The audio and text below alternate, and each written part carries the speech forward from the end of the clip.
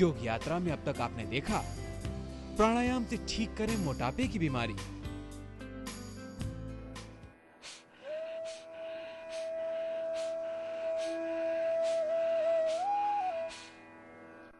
ये कपालभाति प्राणायाम 5 मिनट से धीरे धीरे प्रारंभ करना। प्रारंभ में पेट थोड़ा दुखेगा, कमर में दर्द है तो धीरे ही करना, कमर भी दुखेगी नहीं तो। और धीरे धीरे अभ्यास बढ़ाते हुए 15 मिनट तक अभ्यास और बढ़ा देना। यदि मोटापा बहुत ज्यादा है तो फिर अग्निसार 20 में कर लेना। श्वास को बाहर छोड़ देना, बाहर रोक देना, पेट को अंदर खींचना, ढीला छोड़ना।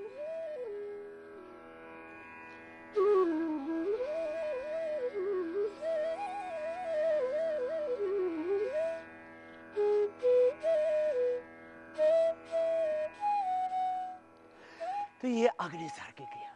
कपालभाति में श्वास को बाहर छोड़ा,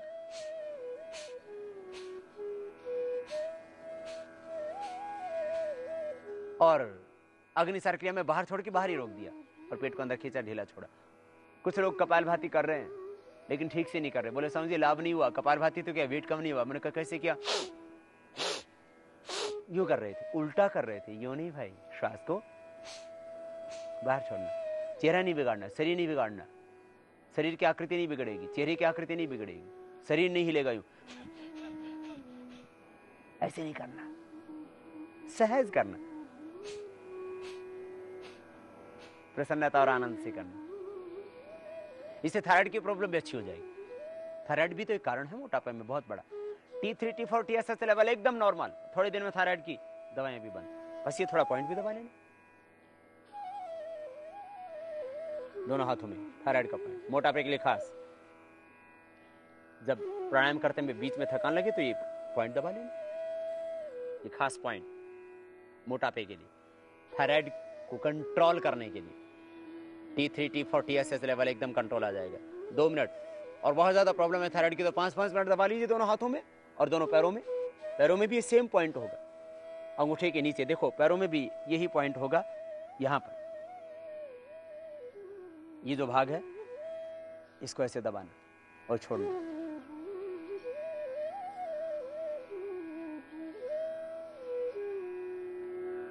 दोनों हाथों में, दोनों पैरों में। सिद्धासन, सुखासन, पद्मासन, किसी भी आसन में बैठ करके प्राणायाम का अभ्यास करना। और वजन घटाने के लिए इस मुद्रा में बैठ करके आप प्राणायाम करेंगे तो और ज्यादा विशेष लाभ होगा आपको। ये पृथ्वी मुद्रा है। और आपको हम बता रहे थे कपालभाति प्राणायाम के बाद अग्निसार, बाह्य प्राणायाम करना। उसके बाद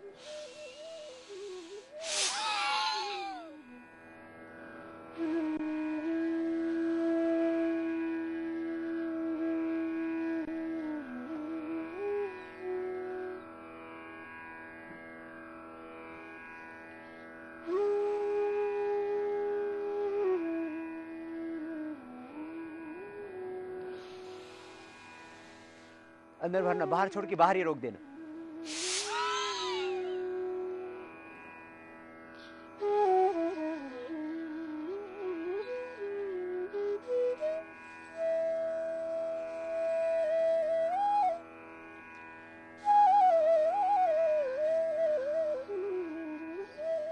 तीन से 5 बार ये बाह्य प्राणायाम कर लेना। फिर अनुलोम विलोम प्राणायाम।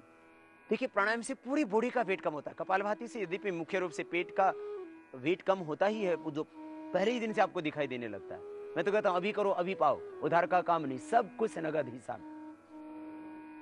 न स्वर्ग के झूठे आश्वासन और न ही कोई अंधविश्वास। अभी तो एक विज्ञान है, ये साइंस है। योग यात्रा में अब तक आपने देखा, बाह्य प्राणायाम से मिटे मोटापे का रोग। योग यात्रा में आगे है अनुलोम विलोम प्राणायाम।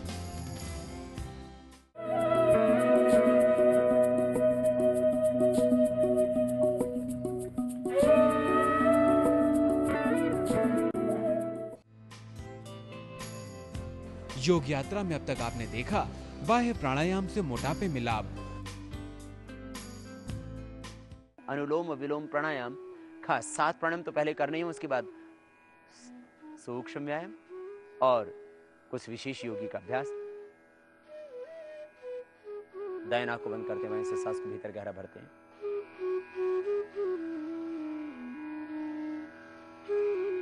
अब बाएं को बीच की 2 उंगलियों से बंद करके दाएं से बाहर छोड़ते हैं। दाएं से लेते हैं, बाएं से, पूरा बाहर छोड़ते हैं। छोड़ने के बाद फिर अंदर भर लेते हैं पूरा, और पूरा भरने के बाद दाएं से बाहर, फिर दाएं से अंदर लेते हैं, बाएं से, सहज करना, पूरा लेना पूरा छोड़ना, डायफ्राम तक फेफड़ों में गहरा भरना, पेट में नहीं, श्वास को छाती में डायफ्राम तक फेफड़ों में भरना। और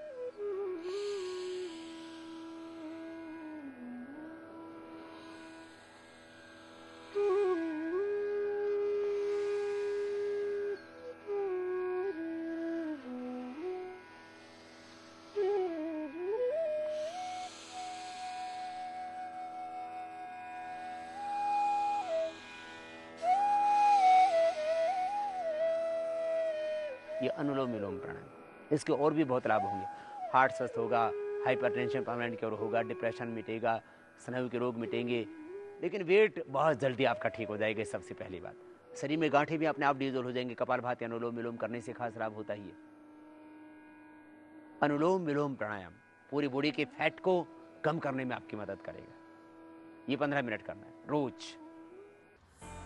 हरियाणा फतेहाबाद से रिंकू कुमार का प्रश्न है, बाबा जी मुझे आंखों से कुछ दिखाई नहीं देता और डॉक्टरों ने कहा है कि आपके आंख के पर्दे लगभग खराब हो चुके हैं, कृपा करके योग से मेरे उपचार के बारे में बतलाएं।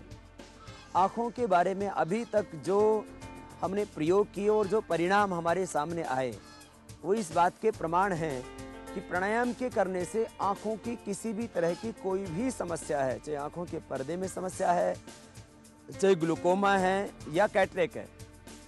पहले तो ये लोग विश्वास करने के लिए तैयार नहीं होते थे कि कैटरेक भी अच्छा होता है, लेकिन जब प्राणायाम करने से पहले उनकी रिपोर्ट में उनको कैटरेक था और प्राणायाम करने से बिना किसी ऑपरेशन के कैटरेक खत्म हो गया, ग्लूकोमा ठीक हो गया, आंखों का प्रेशर नॉर्मल हो गया, डिप्लोपिया की प्रॉब्लम दूर हो गई, कुछ पेशेंट्स का यूवेटिस का प्रॉब्लम अच्छा हुआ, और भी चाहे वो नाइट ब्लाइंडनेस, चाहे रेटिनाइटिस पिगमेंटोसा जैसी समस्याएं थी और उनका समाधान योग से मिला। तो मैं आपको कहूँगा कि आप एक तो हरी सब्जियों का प्रयोग ज़्यादा करें, 1-1 मिनट 2-2 मिनट अपने हाथ में ये पहली और दूसरी अंगुली के नीचे यहाँ से पॉइंट दबाएं, और इस पॉइंट के दबाने के साथ साथ आप अनुलोम विलोम 15-15 20 मिनट जरूर करें। जहाँ तक आयुर्वेद का प्रश्न है, आयुर्वेद में आप लौकी का जूस और आंवले का रस दोनों को मिला करके लीजिए, निश्चित रूप से आपकी आंखों को फायदा होगा। सुबह उठ करके मुंह में पानी भर के ठंडे पानी से आंखों पर छींटे मारा करें। यह एक खास उपाय है सुबह उठ करके नेत्र ज्योति को बढ़ाने के लिए और आंखों की सुरक्षा के लिए भी। यूँ शाम को सोने से पहले भी एक बार ठंडे पानी से आप आंखें जरूर धोया करें। और बहुत अच्छा हो कि आप त्रिफला साबुत लेकर के, अर्थात हरड़ बेहड़ा आंवला पाउडर ना करें, हरड़ बेहड़ा आंवला बराबर मात्रा में ले लिया, रात को पानी में भिगो दें, सुबह उस पानी को नितार करके उससे आंखें धोएं तो ज्यादा बेहतर होगा। योग यात्रा में आज आपने देखा प्राणायाम से दूर करें मोटापा।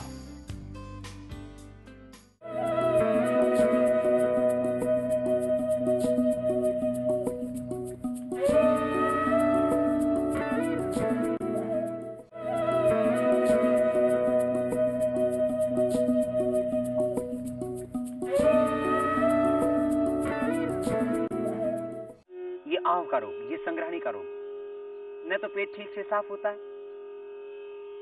एक बार में साफ भी नहीं आता, 2 बार 3 बार आदमी को टॉयलेट जाना पड़ता है। मैक्सिमम लोग 2-2 3-3 बार सुबह टॉयलेट जाते हैं, कारण है आंव बनता है।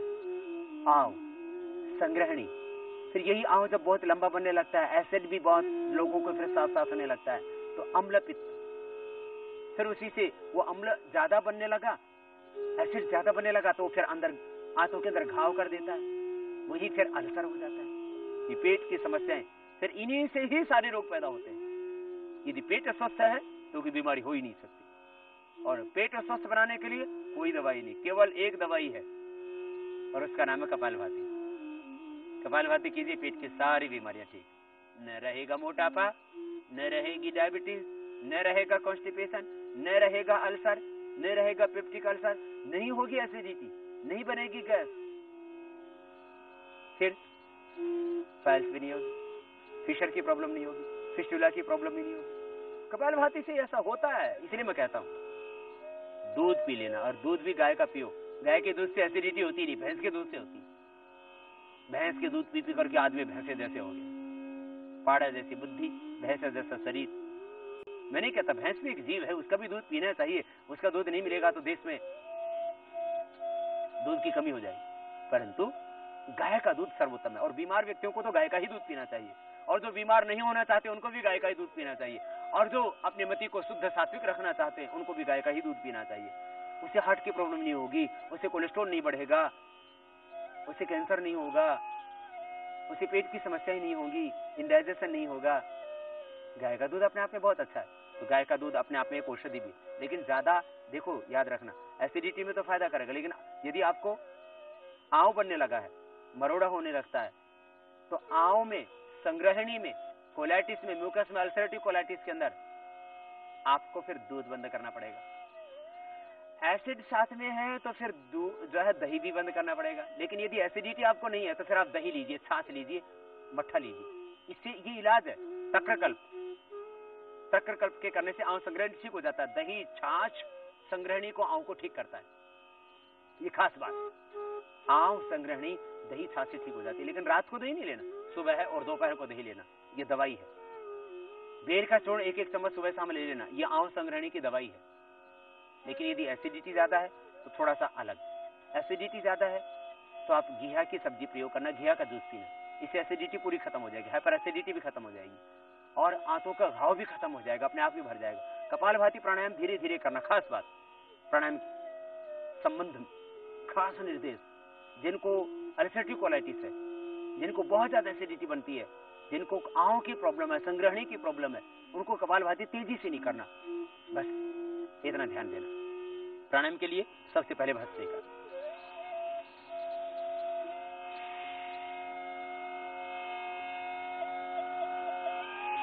दोनों हाथ घुटनों के ऊपर। आप वायु मुद्रा में भी बैठ सकते हैं और ध्यान मुद्रा में भी बैठ सकते हैं। सीधे बैठे, सिद्धासन, सुखासन या पद्मासन में।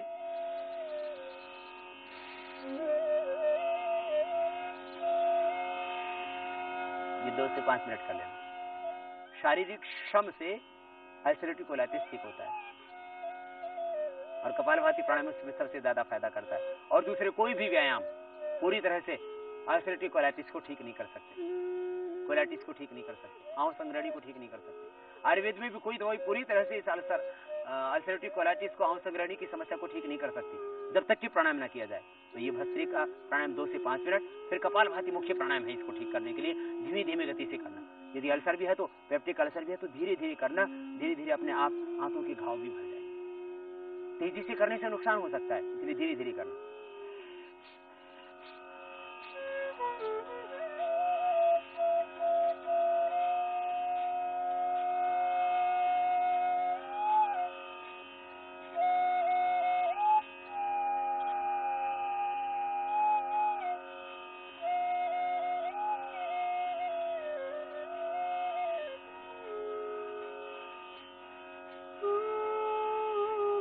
बहुत ज्यादा अल्सर है तो और धीरे करना, देखो ऐसे।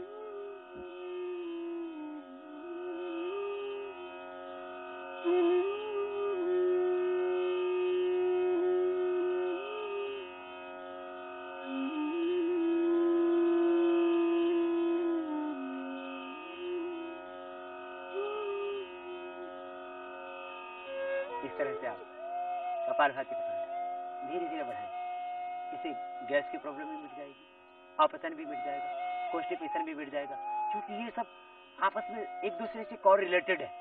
पेट की सारी समस्याएं, गैस, कब्ज, एसिडिटी, फिर जो है आंव संग्रहणी, फिर अल्सर, ये सब प्रॉब्लम एक साथ होने लग जाती है। कपालभाति प्राणायाम भी करना, लेकिन कपालभाति के साथ साथ अपने खान पान को भी ठीक करना।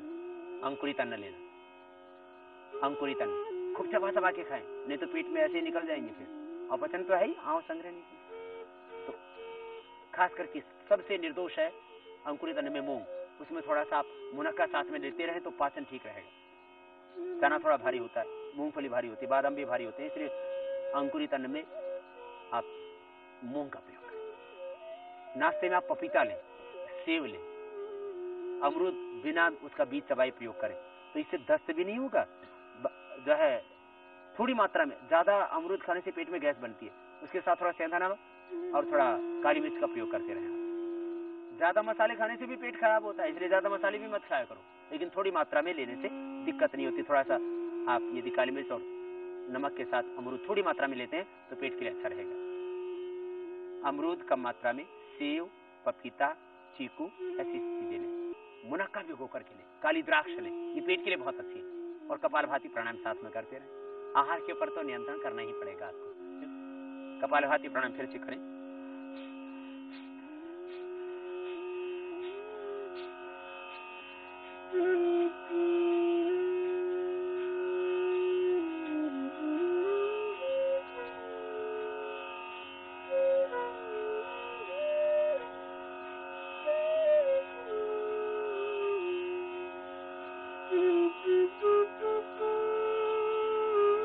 अपनी शक्ति के अनुसार करना।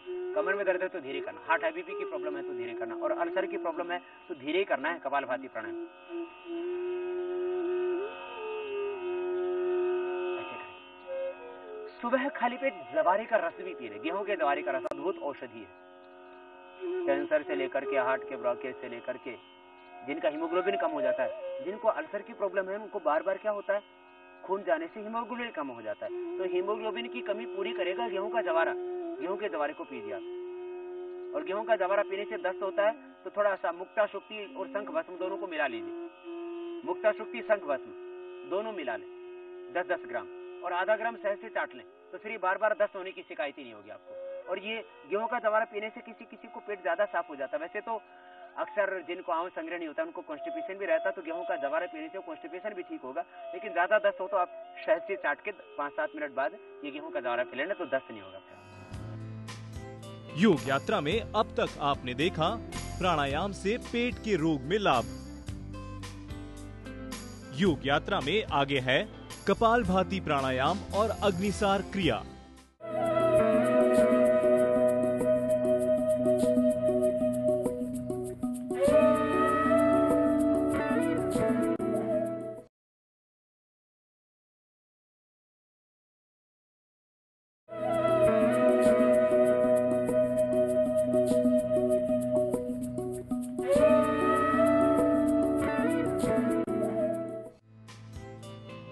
योग यात्रा में अब तक आपने देखा प्राणायाम से ठीक करे पेट की बीमारी।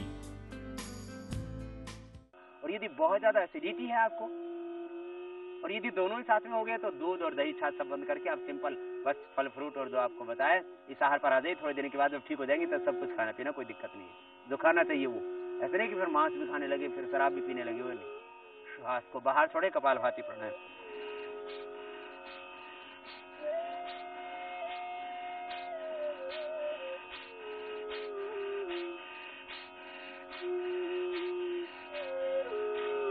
श्वास बाहर जाता तो पेट अंदर।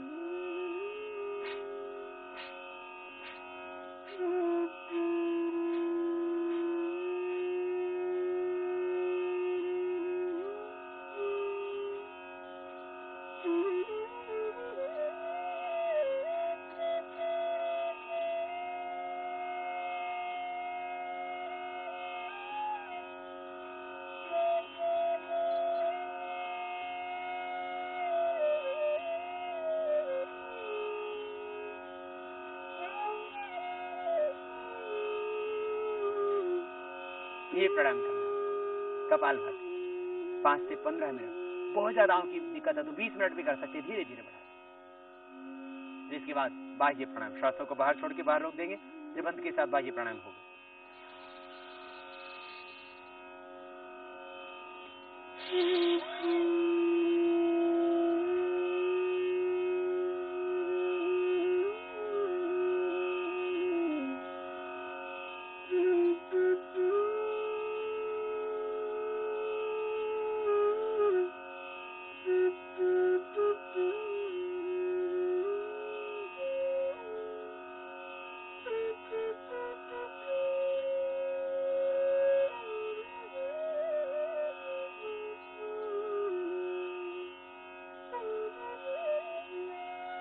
करके बाहर छोड़ के बाहर रोक देते हैं। हार्ट हाई बीपी की प्रॉब्लम है तो नहीं करना, बाहर छोड़ के बाहर होल्ड कर दिया। फिर बंद के साथ बाह्य प्राणायाम।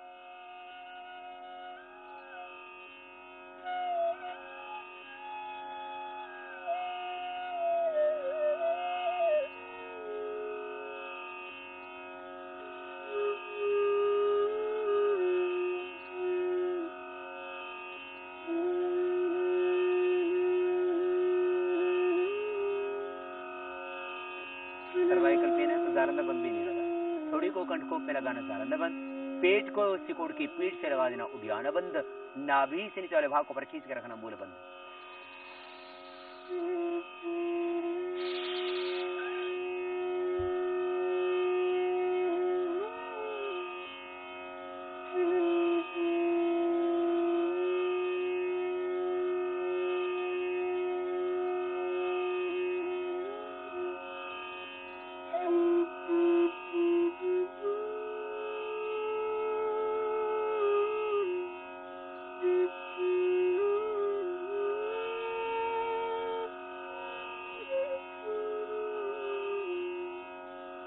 फिर अग्निसार क्रिया कर लेना, सांस को बाहर छोड़ के बाहर रोक देना।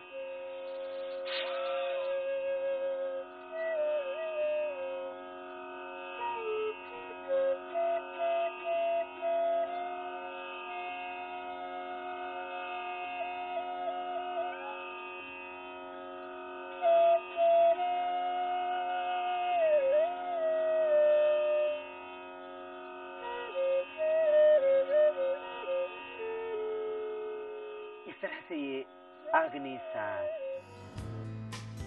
योग यात्रा में अब तक आपने देखा कपालभाति प्राणायाम से पेट को लाभ। योग यात्रा में आगे है अनुलोम विलोम प्राणायाम।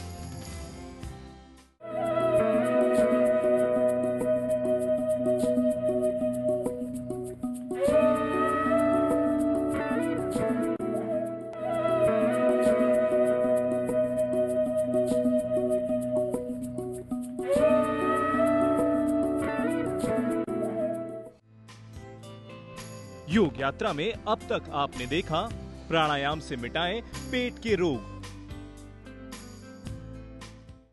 कपालभाति और अग्निसार, बाह्य प्राणायाम के बाद अनुलोम विलोम। पहले भस्त्रिका, फिर कपालभाति, बाह्य अग्निसार, फिर अनुलोम विलोम प्राणायाम करना। राइट नोस्ट्रल को बंद करके लेफ्ट से सांस भीतर गहरा भरना और राइट से बाहर छोड़ देना। राइट से लेना, लेफ्ट से बाहर।